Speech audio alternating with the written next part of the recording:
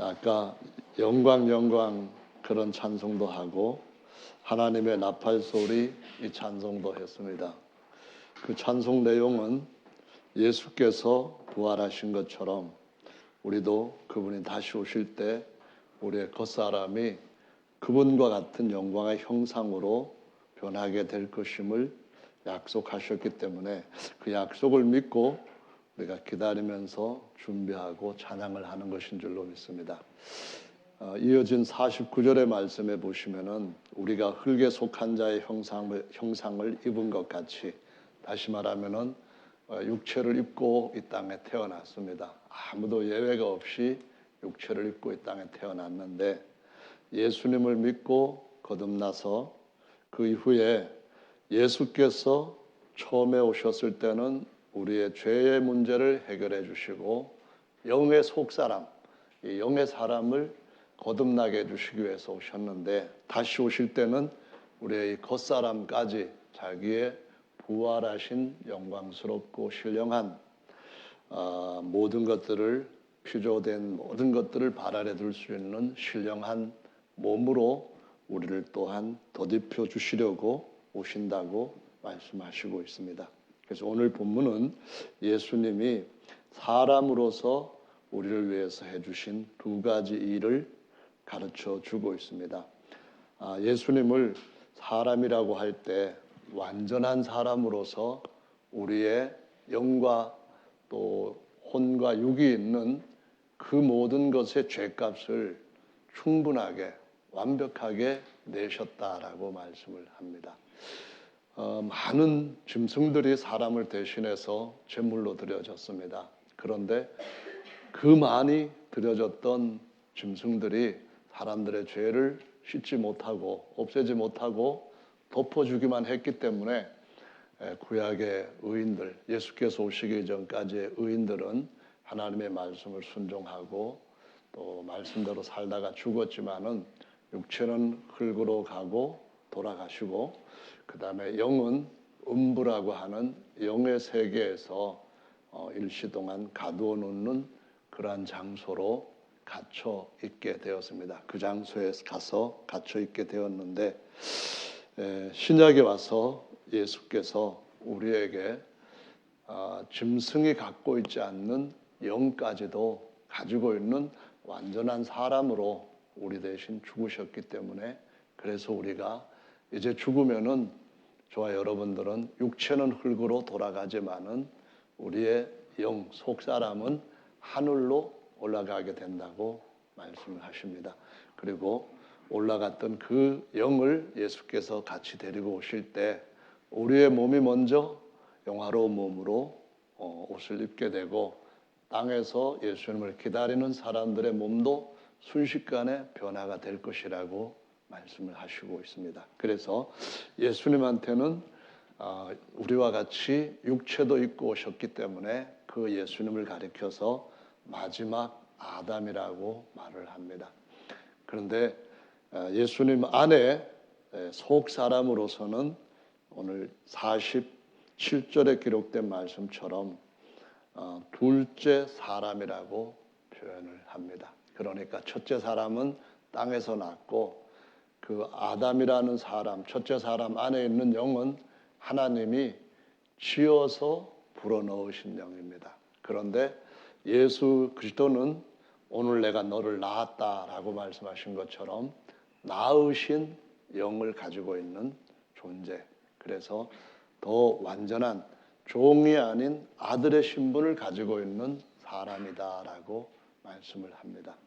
그래서 기존 많은 사람들이 가르침을 가질 때 예수님이 완전한 사람이라고도 하면서 그 안에 사람의 영은 없다라고 주장을 하고 그렇게 또 믿고 가르쳐 왔습니다. 그런데 성경에는 사람이신 예수님 안에 사람의 영도 있다라고 말씀을 하고 있고 이제 이런 기존의 가르침들은 예수께서 사람으로서 그 안에 영도 있는 분이라고 하는 가르침으로 계속 바뀌어가고 있고 어느 땐가는 완전하게 이 말씀 안에 다들 자리를 잡게 될 줄로 믿습니다. 누가복음 23장의 말씀에 보시면은 우리와 같이 본으로서 예수님이 기도하신 내용이 기록되어 있는데 23장 누가복음입니다. 23장 46절 말씀을 보시면은 이렇게 예수께서 기도하셨다고 말씀합니다. 찾으셨으면은 한번 같이 읽어보겠습니다. 시작. 예수께서 큰 소리로 불러 가라사대 아버지여 내 영혼을 아버지 손에 부탁하나이다 하고 이 말씀을 하신 후 운명하시다라고 말씀합니다. 예수님이 아버지 하나님께 기도합니다. 하나님으로서 하나님께 기도하는 것이 아니라 우리와 같이 사람으로서 기도하십니다. 근데 기도하실 때에 뭐라고 하셨는가 하면은 이제 그 십자가에 가셔야 되는데 마음이 너무나 무겁습니다. 왜냐하면은 우리를 대신해서 죄를 짊어지는 마지막 아담이 되셔야 되는데 그 정말 추악한 죄악을 지고 싶은 사람은 없을 겁니다. 고통보다도 더 무서운 것은 치욕입니다. 그래서 십자가의 육체적 고통보다도 죄로 인한 모든 저주를 자신이 우리의 것을 짊어질 때에 친히 몸소 느껴야 하기 때문에 그것이 너무너무 싫은 것입니다. 여러분들 중에서도 깨끗한 분들은 죄 짓는 일에 대해서 또 더러운 일에 대해서 절대로 그것을 좋아하시지 않습니다. 오히려 그런 것이 그 어떤 것보다도 자신의 명예를 더럽히는 것이기 때문에 차라리 죽을지언정 난 그런 일은 못한다. 그렇게 반응을 하실 겁니다. 마찬가지로 예수님은 마지막 아담으로서 첫사람 아담으로부터 시작해서 아담의 모든 마지막 후손의 죄악까지 그 저주까지 다 짊어지시는 분이 되셨습니다. 그러니까 얼마나 많은 그 추악한 고통의 잔을 마실 때에 얼마나 심하게 느끼셨을까 이거를 생각해 보시면 좋겠죠. 그러면은 그 예수님이 기도하실 때에 뭐라고 하셨는가 하면은 내 영혼을 아버지 손에 부탁하나이다라고 기도를 하십니다. 십자가에 돌아가실 때 영혼은 이제 육체라고 하는 집에서부터 떠나가게 되죠. 그러면은 예수님 몸 안에 그 육체 안에 영혼이 있으신가요? 없으신가요? 있죠. 분명히 있죠. 그래서 우리가 예수님 몸 안에 완전한 사람이신 그분 안에 영이 있다, 영혼이 있다 이렇게 가르치는 것은 지극히 성경적인 줄로 믿습니다. 그러면은 하나님의 말씀의 능력을 가지고 더 많은 사람들 앞에 이 가르침에 대한 깨달음을 주게 하실 줄로 믿습니다. 아멘. 근데 많은 사람들이 생각을 할 때 이런 생각을 합니다. 하나님이 사람 역할을 한다. 그렇지만 예수님은 완전한 사람이다. 그러면은 예수님이 완전한 사람이시면은 사람으로서 사람 역할 또는 사람으로서 아들 역할을 하시는 것이 아닌가? 왜 하나님이 사람 역할 또는 아들 역할을 하시나? 하나님이 아버지 역할을 하실 때는 아버지 하나님이 되는데 하나님이 아들 역할을 하시면은 아들 하나님이 되는 게 아니냐? 맞죠? 아들 하나님이 된다는 겁니다. 그런데 성경에는 하나님은 한 분, 곧 아버지만 계신다라고 말씀합니다. 그러면은 무엇이 문제이냐? 성경에는 오직 하나님이 아들 역할을 하시는 것이 아니라 완전한 사람으로서 예수님이 아들 역할을 하신다는 겁니다. 어떻게 해요? 아버지여 내 영혼을 아버지 손에 부탁하나이다. 하나님이 아들 역할을 하시나요? 아니면은 아버지라고 부른 아들이 사람 역할, 아들 역할을 하시나요? 이거는 너무나 자명한 것입니다. 아멘. 사람이 아들 역할을 하는데 우리가 사람으로서 예수님이 완전하시고 사람으로서 예수님이 아들 역할을 하신다 할 때 그렇게 가르치지 말라. 하나님이 아들 역할을 한다는 기존의 가르침대로 가르치라. 그럴 때 우리는 하나님의 말씀을 믿는 사람입니다. 그러니까 우리 모두가 다 하나님의 말씀을 따릅시다. 이렇게 하나님 앞에서 양심을 지키는 것이 올바른 것인 줄로 믿습니다. 왜냐하면 언젠가는 진리는 이길 것이고 모든 사람들이 진리를 따를 때에 더 완전한 복을 받기 때문입니다. 할렐루야. 그래서 이 아들을 하나님께서 우리를 위하여서 마지막 아담과 둘째 사람으로 주셨다는 말씀이에요. 그래서 마지막 아담을 통하여서는 죄의 문제를 싹 해결하고 둘째 사람을 통하여서는 그와 같이 하나님의 아들로 다시 태어나는, 다시 말하면은 거듭나는 복을 받게 된다라고 말씀하십니다. 그래서 갈라디아서 말씀에 보시면은 4장에 이런 말씀이 기록이 되어 있습니다. 갈라디아서 한번 4장 찾아서 성경에 기록되어 있는 대로 살펴보도록 하겠습니다. 4장 이번에는 4절 말씀입니다. 찾으셨으면은 4절로부터 6절 말씀을 같이 읽어보겠습니다. 시작. 때가 참에 하나님이 그 아들을 보내사 여자에게 나게 하시고 율법 아래 나게 하신 것은 율법 아래 있는 자들을 속량하시고 우리로 아들의 명분을 얻게 하려 하심이라. 너희가 아들인 고로 하나님이 그 아들의 영을 우리 마음 가운데 보내사 아바 아버지라 부르게 하셨느니라. 아멘. 아들의 영을 우리 마음 가운데 보내셨대요. 본래는 아들을 여자에게 보내셔서 아들이 마지막 아담으로 사람의 육체를 입고 세상에 태어나게 하셨는데, 이제 그 옆에 계시던 예수님이 자신의 영을 승천하신 후에 아들의 영을 우리한테 속에다가 보내주심으로 말미암아 이제 우리가 종의 신분에서 천사보다 뛰어난 아들의 신분을 얻게 되어서 아바 아버지라고 부르게 해주셨다라고 말씀을 하십니다. 아멘. 그래서 아들의 영이 있고 예수님 안에는 아버지의 영도 계셔서 하나님과 아들이, 하나님과 사람이 하나가 되셨는데, 이걸 가리켜서 사람이신 예수 그리스도 또는 아들이신 예수 그리스도는 보이지 아니하시는 하나님의 형상이다라고 말을 하고 있습니다.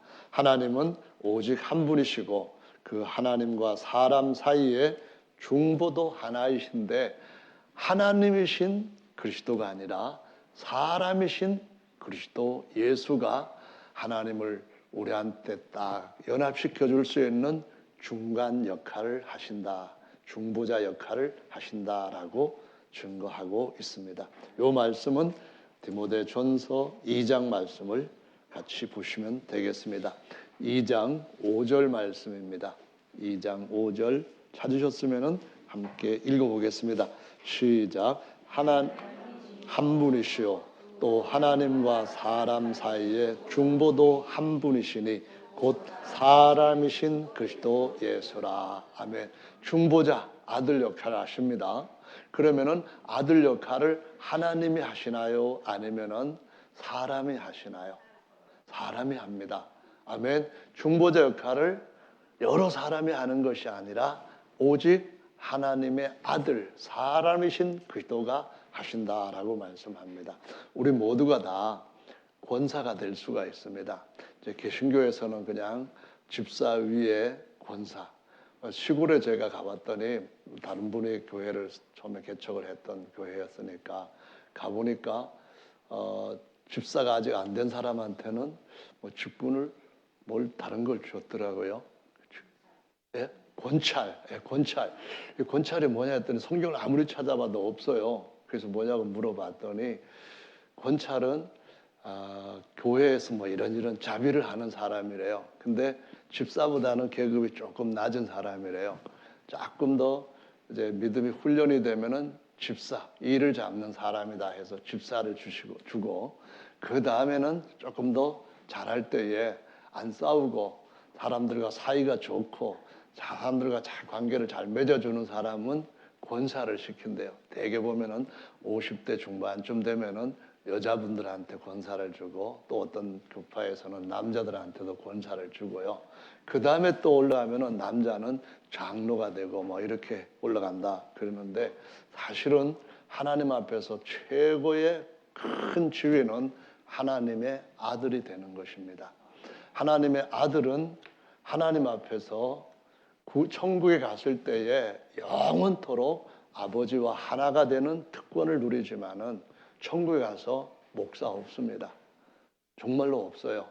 천국에 가면은 거기에 집사도 없고 장로도 없습니다. 물론 장로라고 해서 사람들한테 이렇게 칭송을 받는 그런 사람들이 땅의 사람들하고 연관시켰을 때는 있지만은 천국에 다 변화받은 상태에서는 가서 장로님, 나는 목사인데 이러는 일은 절대로 없습니다. 오직 모두가 다 한 아버지를 섬기는 아들들로서 하나님의 모든 것을 보여드리는 하나님의 형상으로서 살아가게 될 줄로 믿으시기 바랍니다.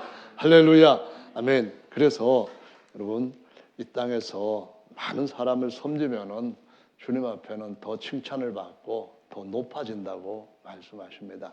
그래서 오늘 어제 사방에서 우리 성도님들이 열심히 형제들을 섬기시는데 그거 다 하나님 앞에서 손해보는 거 아니라는 거 꼭 기억하시기 바랍니다. 아멘. 제가 자꾸 그런 얘기하면은 좀 짜증을 내시더라고요.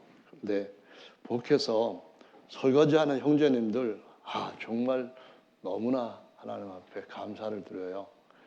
근데 감사를 안 드린다 해도 앞으로도 계속 하시면 좋겠어요. 왜냐하면은 천국 가시면은 더 큰 권세를 얻는다고 하셨으니까. 그러니까 손해보는 장사가 절대로 아니라는 말입니다. 아멘.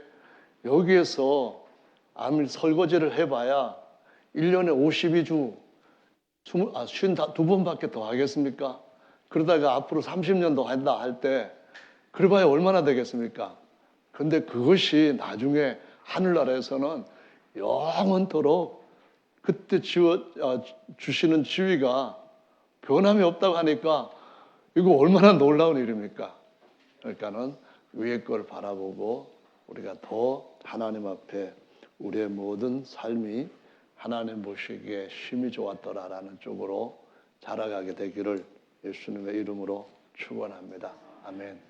하나님이 사람 역할을 하는 게 아니고 사람이 사람 역할을 합니다. 아버지가 아들 역할을 하는 게 아니고 사람이 아들 역할을 합니다.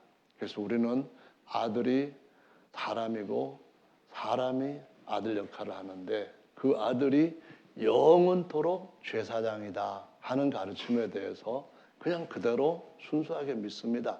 성경에 보면은 하나님께서 아들을 낳으시고 그 아들한테 영원토록 아들로서 아들이기 때문에 사람이기 때문에 제사장이 될 것이다 라고 가르쳐 주시고 있죠. 히브리서 말씀을 한번 보시면은요, 그 말씀이 있습니다. 히브리서 5장 말씀으로 가서 보도록 하죠. 히브리서 5장 말씀입니다.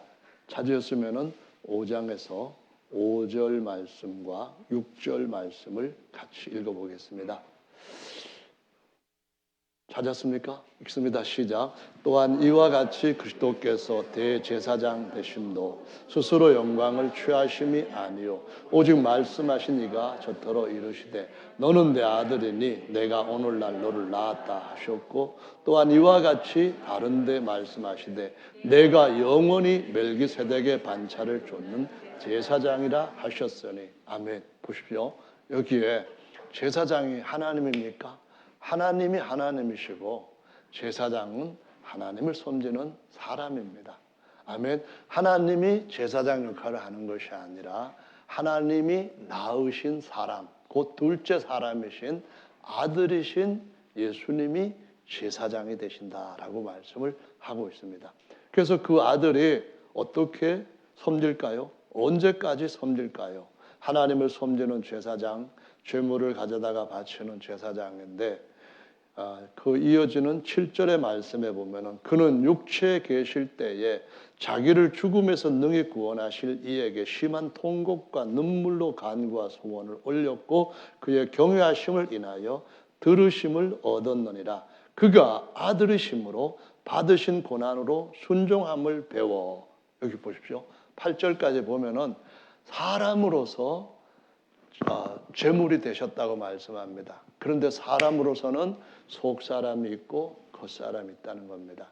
이 속사람이 하나님 아버지께서 낳으신 둘째 사람이라고 일컫는 바로 예수님인데, 이 예수님이 육체 안에 계실 때, 본래는 육체 안에 계시지 않았지만은 죄를 대신 지시기 위해서 영광을 다 비우고 육체를 입고 천한 종의 형상으로 오셨단 말이에요. 그래서 육체에 계실 때에 어떻게 했습니까? 말할 수 없는 탄식과 심한 통곡으로 하나님 앞에 소원을 아렸다는 겁니다. 그가 아들이시라도 고난을 통하여서 자라게 되었고 온전해졌다라고 말씀합니다. 그러면은 하나님이 아들 역할을 하시나요? 사람이 아들 역할을 하시나요? 사람이 아들 역할을 하는 것이 분명합니다. 그리고 아들이 멜기세덱의 반차를 쫓는 영원한 제사장이다 하신 말씀이 분명합니다. 그런데 기존의 많은 사람들은 아들은 언젠가는 끝이 나서 아들직이 없어진다 이렇게 얘기합니다. 성경 말씀하시기를 아들직은 영원하다라고 말씀합니다. 우리는 사람에게 종이 되는 것이 아니고 예수님께 종이 된 사람들입니다. 예수님을 주님이라고 부르지 사람이 아무리 대단한 사람이라 할지라도 우리의 주가 될 수는 없습니다. 아멘. 우리는 회복된 진리의 말씀을 5세기, 4세기 이때부터 변질된 것들을 계속 하나씩 성경에서 없는 것들은 다 내려놓고 성경에 있는 것들을 취하면서 예수님이 오시는 이때까지 왔던 믿음의 선진들의 길을 따라온 사람들입니다. 그래서 끝까지 온전히 처음에 사도들에게 맡겨주셨던 말씀대로 회복하는 데까지 가고 주님이 오실 때에 그 자리에서 주님을 맞이해야 될 사람들인 줄로 믿습니다. 그렇기 때문에 우리는 이 진리의 말씀을 다른 사람들한테 이것이 하나님의 말씀입니다. 하나님의 말씀보다 높은 교파의 교리는 존재할 수 없습니다. 마지막에 하나님 앞에 우리가 내놓아야 할 것은 하나님의 말씀을 따랐다는 것이지 사람이나 어떤 인간적인 단체의 가르침을 따르는 것이 아니었다는 것을 인정받는 것이라고 우리는 배우고 있습니다. 이렇게 해서 하나님의 아들이 영원히 그 역할을 하신다는 것에 대해서 우리는 그대로 말씀을 바꾸지 말아야 되는 줄로 믿습니다. 예. 그래서 예수님은 하나님의 아들이시기도 하고 사람의 아들이시기도 한데요. 로마서 말씀 1장을 가서 한번 보도록 하겠습니다. 1장에서 2절과 3절과 4절 말씀을 봅니다. 2절과 3절과 4절 말씀입니다. 찾았으면 읽어봅니다. 로마서 1장입니다. 시작. 이 복음은 하나님이 선지자들로 말미암아 그의 아들에 관하여 성경에 미리 약속하신 것이라. 이 아들로 말하면 육신으로는 다윗의 혈통에서 나셨고 성결의 영으로는 죽은 자 가운데서 부활하여 능력으로 하나님의 아들로 인정되셨으니 곧 주 예수 그리스도시니라. 아멘. 여기 보면은 아들에 관하여 말할 것 같으면 그렇게 말합니다. 성경에 아버지에 대한 것이 아니라 아들에 관하여 기록한 말씀을 보면은 이 아들은 겉사람, 육체로는 또는 다른 말로 아담의 후손 중에 마지막 아담으로서는 또는 사람의 아들로는 어디서 났다고요? 아브라함과 다윗의 자손으로 나셨다라고 말씀합니다. 아멘. 4절의 말씀에 보시면은 그러나 그 안에 있는 거룩함의 영, 이 성결의 영이라는 말은 제사장의 영이라는 말입니다. 그 제사장의 영으로는 죽은 자 가운데서 부활하여 능력으로 뭘로 인정되었다고요? 하나님 아버지로 인정된 것이 아니라 하나님의 아들로 인정되셨습니다. 누가 태어났고 누가 사망을 이기고 부활했고 누가 아버지 후사의 자리에 앉으셨나요? 사람이신 그리스도 예수께서 그렇게 하셨고 우리도 그와 같이 그 자리에 앉게 하기 위해서 그분은 대제사장이 되시고 우리는 신령한 왕 같은 제사장들이 되게 하셨다라고 말씀하십니다. 아멘. 그분은 맏아들이 되시고 우리는 하나님의 많은 아들들이 되게 하셨다라고 말씀을 하시고 있습니다. 그래서 말씀은 항상 깨끗하고 순전하고 뭐 이것저것 사람의 것을 가지고 혼잡시킬 만한 그런 것이 없는 정결한 금과 같은 것인 줄로 믿습니다. 그래서 이 말씀은 베드로도 바울처럼 증거한 말씀을 보여주고 있습니다. 이 말씀은 베드로 전서 3장 말씀에 가서 보실 수가 있는데요. 베드로 전서 3장입니다. 3장인데 이번에는 18절 말씀부터 19절 말씀까지 읽어보겠습니다. 베드로 전서 3장 18절로 19절 찾으셨으면 읽겠습니다. 시작. 그리스도께서도 한 번 죄를 위하여 죽으사 의인으로서 불의한 자를 대신하셨으니 이는 우리를 하나님 앞으로 인도하려 하심이라. 육체로는 죽임을 당하시고 영으로는 살리심을 받으셨으니 저가 또한 영으로 옥에 있는 영들에게 전파하시니라. 여기 보시면은 그리스도께서도 이렇게 말합니다. 이 그리스도가 어떤 분이냐 하면은 디모데전서 2장 5절에 하나님은 몇 분? 한 분이시오. 하나님과 사람 사이의 중보도 몇 분? 한 분이신데 하나님이신 그리스도 아니고요. 사람이신 그리스도라고 말씀을 하시고 있습니다. 아멘. 그리스도께서 뭘 하셨는가 보니까 이렇게 기록을 합니다. 그분이 의인으로서 불의한 자를 대신하였다. 그러면 무슨 말이에요? 사람으로서 역할을 하셨다는 거예요. 어떤 사람? 우리 죄값을 대신 낼 수 있는, 우리가 죽어야 되는데 대신 죽으실 수 있는 의인이 되셨다. 이 말씀입니다. 하나님이 값을 내셨을까요? 아니면은 사람이 우리 죄를 대신 짊어지시는 이 죄값, 속전을 내셨을까요? 예수님이 사람으로서 의인으로서 이 일을 하셨다라고 말씀을 하십니다.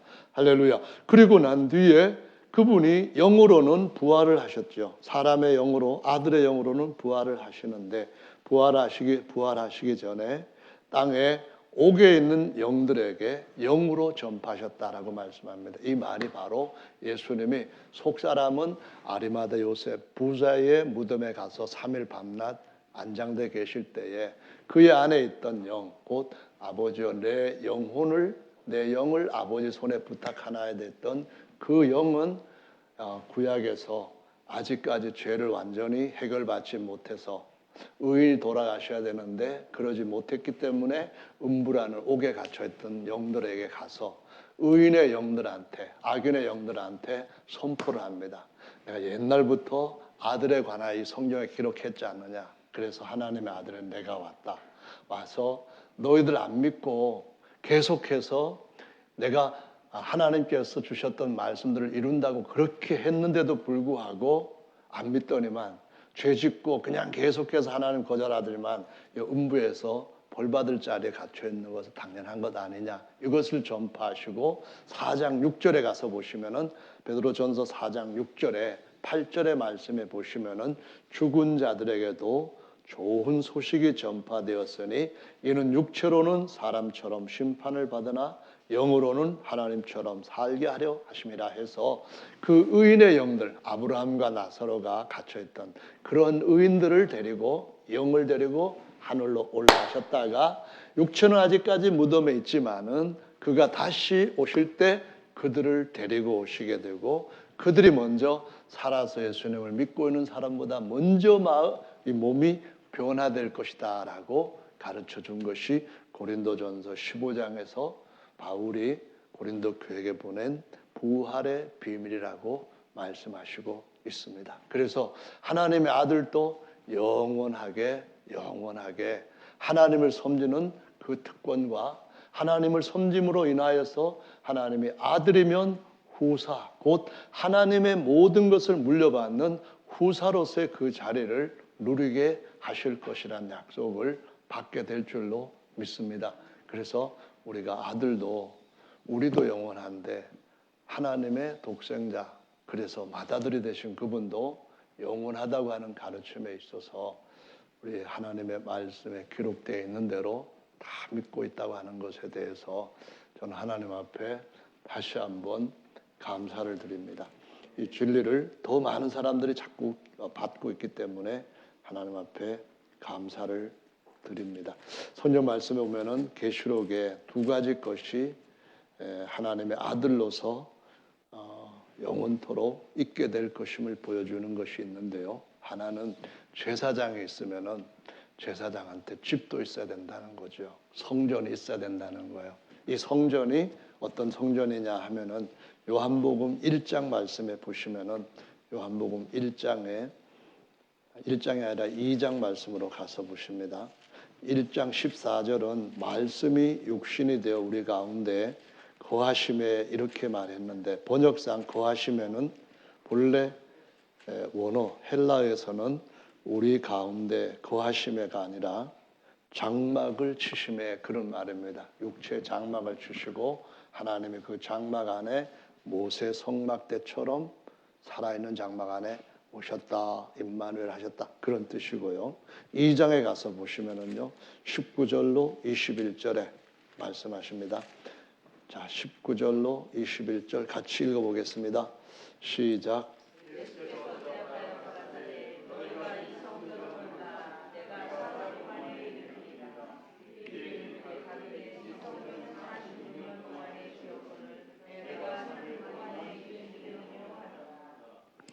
그러나 예수는 성전된 자기 육체를 가리켜 말씀하신 것이라. 아멘. 제물이 될 때 몸 또는 겉사람이 제물이 된다 하는 것은 구약과 다른 것이 영도 있고 혼도 있어서 그 육신의 원하는 간절함을 사람 안에 있는 영혼이 어느 것을 따라야 될지 아주 엄청난 갈등을 함으로써 그 자신의 육신적인 것을 부인하고 나 이제 죽습니다 했을 때에 제물로서 하나님 앞에 드려지는 겁니다. 그런데 그 영과 혼을 이렇게 구별을 했을 때 몸 흙으로 되어 있는 몸 자체만으로는 뭐가 되느냐 하면은 제물을 바치는 성전이 된다라고 말씀합니다. 하나님 아버지가 그 안에 계시는 집, 제사장이 그 안에 계시는 집, 그래서 이 몸 자체를 뭐라고 한다고요? 집이다라고 말씀합니다. 주님이 뭐라고 하셨는가 하면은 이 성전을 3일 헐어라. 그러면 내가 3일 만에 일으키리라라고 하셨는데요. 그러면은 성전을 헌다는 것이 무엇입니까? 장막으로 되어 있는 성전을 십자가에서 돌아가시게 한다면은 이거는 장막 성전을 허물어 버리는 것이라는 겁니다. 그러나 하나님 아버지께서 그를 다시 부활시킬 때에 흙으로 되어 있던 육체가 아닌 신령하고 영화로운 몸으로 집을 다시 세운다라고 말씀한 겁니다. 그래서 부활하신 예수님의 부활의 몸은 하나님 아버지께서 계시는 영원한 성전이라고 말씀하시는 겁니다. 무너지지 않는 영원한 성전. 그러니까 아들로서 사람으로서 성전이 되는 겁니까?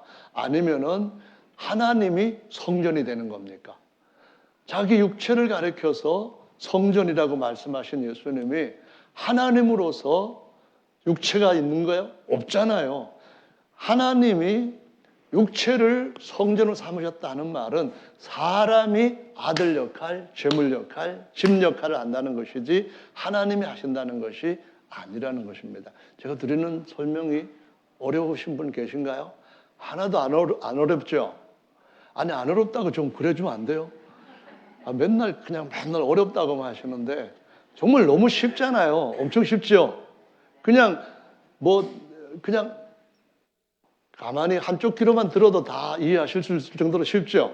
아멘. 그래서 이 성전이 모든 걸 다 완성하시고 난 뒤에 보니까 옛날처럼 구약시대처럼 물질 돌로 만든 성전은 없고 살아있는 돌같이 여겨지는 리빙스톤이라고 하는 사람, 부활한 몸으로만 성전이 있더라라고 말씀하시는 것이 계시록 21장입니다. 계시록 21장, 그다음에는 21장이니까 23절을 하면은 22절을 찾으면 될 것 같네요. 자, 21장 22절 찾으셨죠? 22절, 23절 읽어보겠습니다. 시작. 성 안에 성전을 내가 보지 못하였으니 이는 주 하나님 곧 전능하신 이와 및 어린 양이 그 성전임이시니라. 그 성은 해나 달의 비춤이 쓸데없으니 이는 하나님의 영광이 비추고 어린 양이 그 등이 되심이라. 자, 여기 보시면은 집도 있고 그 집 성전은 원래 제물 바치는 곳이거든요. 그래서 하나님과 만나는 곳이에요. 뭐도 있어요? 하나님과 처음에 성전 안에 들어가면 제일 먼저 제물 바치는 곳이 있는데 제단 위에 올라간 어린 양도 있다라고 말씀합니다. 그러니까 집도 있고 어린 양도 있고 제사장도 있고 요 세 가지가 다 누가 하는 거예요? 하나님이 하는 역할이 아니라 사람이신 아들이 하는 역할이다 그 말입니다. 그럼 아들의 역할이 언젠가 끝이 나버릴까요?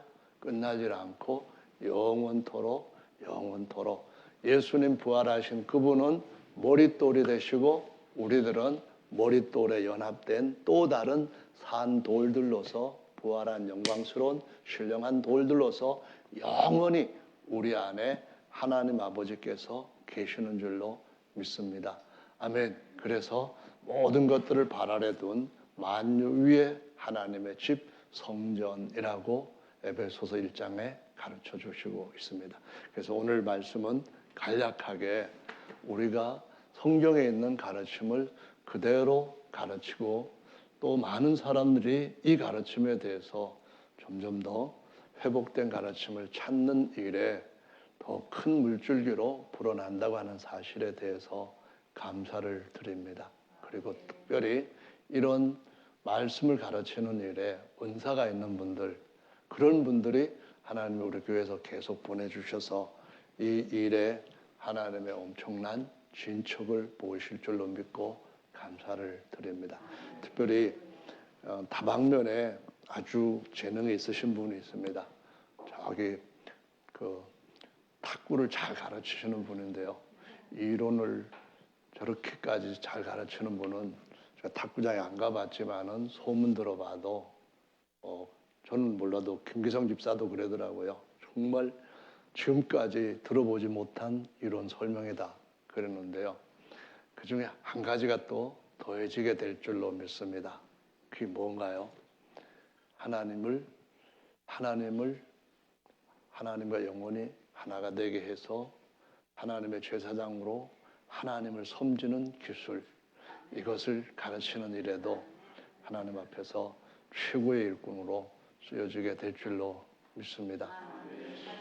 혹시 제가 이런 얘기한다고 우리 엄 관장님만 자꾸 두둔한다고 질투하시는 분 계시면은 다른 분들도 열심히 배우시고 열심히 가르치는 일에 많은 열매들을 보이시기를 바랍니다. 할렐루야. 다 같이 주님 앞에 함께 잠시 동안 기도하는 시간 갖겠습니다.